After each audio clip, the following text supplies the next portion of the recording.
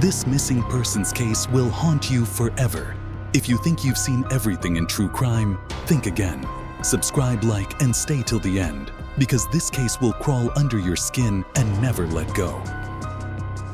It was a quiet September evening in County Cork, Ireland, when the Dwyers vanished. Conor and Sheila, married for over 40 years, were the kind of couple neighbors trusted to feed their pets, watch their homes, and bring soup when someone fell ill. They lived in a modest farmhouse surrounded by rolling green hills and narrow roads that vanished into mist. Nothing bad ever happened in that part of Ireland until the night of September 29, 1991. When a friend stopped by the next morning, the front gate hung open. The car was still parked in the gravel drive. The kitchen door was unlocked. Inside, 2 cups of tea sat on the table, one still warm. The clock above the fireplace had stopped at 9:17 p.m., and their 2 Labradors whined in the corner, hungry, restless, and frightened. Conor's jacket was still on the coat rack. Sheila's purse lay open on the counter, wallet inside, untouched. By evening, Gardaí had cordoned off the property. Officers combed through the surrounding fields, calling their names while volunteers scoured the nearby woods and rivers. There were no signs of a break-in, no struggle, no note. It was as if the couple had stepped out into the fog and dissolved into it. Detective Patrick Callahan, then a 32-year-old officer, remembered the unease that settled over the village. He'd worked burglaries, assaults, even suicides, but never something that felt so clean. It was like they'd been erased, he said later in an interview. Not taken, not lost, just gone. The first theory was simple. Maybe they'd driven off suddenly, an accident somewhere remote. But every car, every ditch, every stretch of road within 50 miles turned up nothing. When their passports were found in a drawer, that theory died. The Dwyers hadn't fled. They hadn't planned a thing. Within days, rumors swarmed like flies.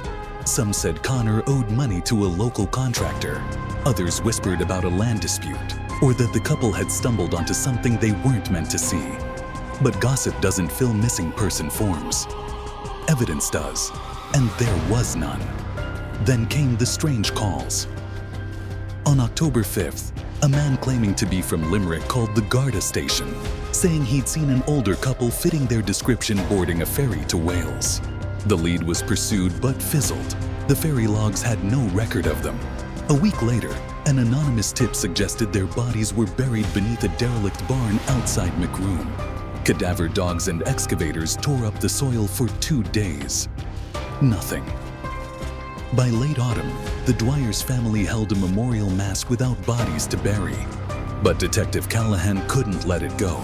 He returned to the farmhouse, studying the kitchen again. The tea, the clock, the silence. Then he noticed something everyone had missed. The landline's cord was torn, not unplugged. And faintly, under the hum of static when he picked up the receiver, there was a sound recorded on the answering machine. It was Sheila's voice. The message was time-stamped 9:16 p.m., 1 minute before the clock stopped. Her tone was calm but tense. "Conor, he's here again. He's outside the window. I told him we don't want any trouble. Please, just..." Then a muffled thud, and the tape cut off. Callahan froze. Who was he?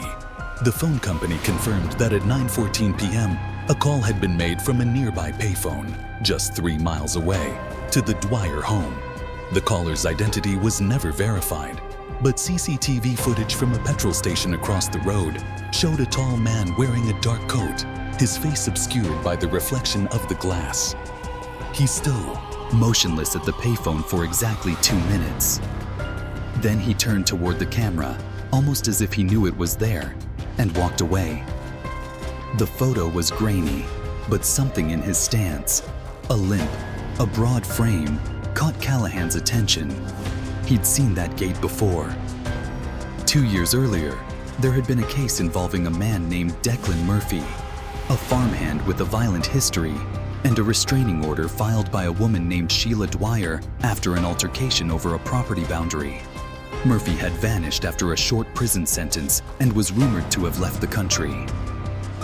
Callahan ordered a background search. Murphy's last known address was less than 10 miles away from the Dwyer's farmhouse. And that same week, a neighbor had reported hearing a vehicle moving down the Dwyer's road late at night, a pickup truck with one headlight out. The trail was fragile, but it was something. Callahan began to retrace Murphy's life. Old employers, friends, anyone who might have seen him. One night, a tip came in from a retired dock worker in Cove. He claimed Murphy had tried to sell him an old silver wedding band with the initials CD etched inside. Conor Dwyer's initials. Callahan confronted the dock worker, who swore he didn't know where the ring came from, but described Murphy's demeanor. Nervous, shaking, eyes darting like a man hunted. When police searched the surrounding docks, they found a discarded cigarette butt near a storage crate. DNA testing was in its infancy back then, but even primitive analysis confirmed it wasn't Conor's or Sheila's. A week later, heavy rains hit Cork, flooding roads and washing debris from the hills. On the third day of the storm, a hiker spotted something glinting near a stream bed 5 miles from the Dwyer's home, a rusted locket tangled in weeds. Inside was a small black and white photo of a young couple smiling on their wedding day. Conor and Sheila. The discovery reignited the case. Reporters swarmed the town. Volunteers returned to search. But when Callahan went back to the farmhouse the next morning, the front door was open again. Inside, footprints led from the hallway to the kitchen, where someone had placed a single object on the table. Conor's missing wedding ring, and underneath it, a handwritten note. "You're looking in the wrong place." The farmhouse smelled of wet earth and old tea. Rain drummed against the windows as Detective Callahan stood motionless, staring at the note beneath the ring. The handwriting was jagged, shaky, like someone had written it in a hurry or with trembling hands. He slipped the paper into an evidence bag, careful not to smudge the faint fingerprint smears on the edge. Whoever had left it hadn't broken in. There were no signs of forced entry. The lock hadn't been tampered with, which meant someone had a key. The Dwyers didn't have children, but their niece, Fiona, often visited. Callahan reached for his phone, calling her immediately. Her voice cracked when she answered. "Detective, you're at the house, aren't you?" she said. "I went there yesterday. Someone's been moving things." "What do you mean?" Callahan asked. "The teacups," she whispered. "They weren't on the table before. And that music box on the mantel? It was open, playing by itself." Callahan's stomach tightened. He'd closed that box himself the day before. He told Fiona to stay put and immediately requested a forensics team. They combed every inch of the house. Dust, soil prints, shoe treads. Nothing. But out back, near the overgrown hedgerow, they found something strange. The soft ground revealed fresh tire tracks, wide and deep, from a pickup truck, leading toward the old quarry road. It had been sealed off years ago after a fatal collapse. Locals called it the Hollow. By dawn, Callahan and his team followed the muddy trail. The path snaked between moss-covered stones and trees that leaned in like spectators. The fog hung low, swallowing sound. Half a mile in, they found the truck. It was abandoned, half sunk in the mud. The license plates had been ripped off. Inside, police found a faded work jacket, a toolbox, and a half-empty pack of cigarettes, the same brand as the one found near the docks. Stuffed into the glove compartment was a Polaroid photograph, 2 people standing in front of the Dwyer farmhouse. Their faces were blurred, as if smudged by a thumb before the film dried. But Sheila's floral dress was unmistakable. Callahan exhaled slowly. The timestamp read, September 29, 1991. The night they vanished.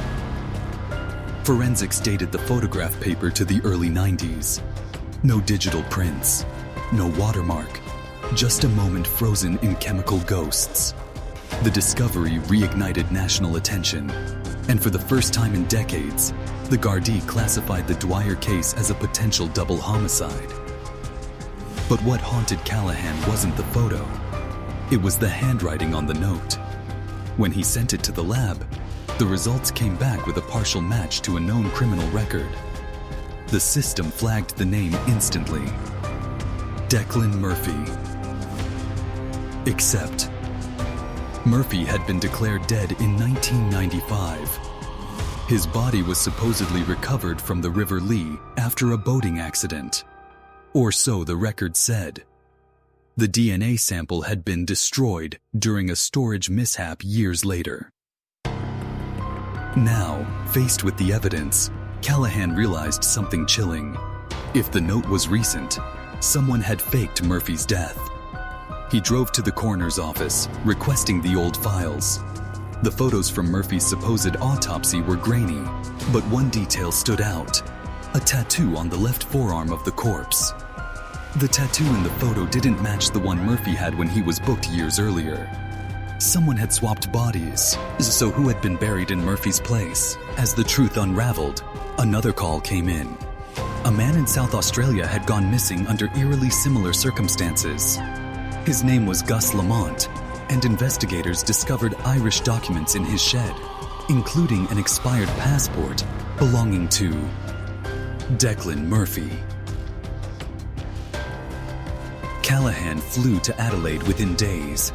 The Australian outback stretched endlessly, sun-scorched and unforgiving. He met with local detective Sarah McLean, who'd been leading the Lamont case. When she spread the evidence across the table, the passport, the work records, the phone bills, Callahan felt his pulse quicken.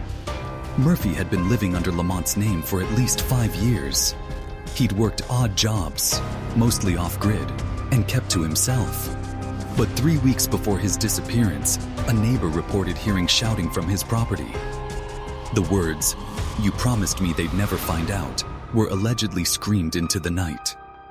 Then, silence. They searched Murphy's rented shack the next morning. The stench hit first: gasoline, mold, and something else. Under a loose floorboard, they found a small wooden box wrapped in oilcloth. Inside, 2 gold rings, both engraved CDSD 1950. The Dwyer's wedding rings. Next to them, a cassette tape labeled "Only Home." When police played it back, the static cleared to reveal a man's voice, coarse, breathless, and full of regret. They wouldn't stop asking. "I told them the land was cursed, that it wasn't theirs to keep. I never meant to." But she screamed. "He tried to stop me, and then..." The tape ended mid-sentence. Callahan stared at the recorder, the weight of 30 years collapsing into one truth.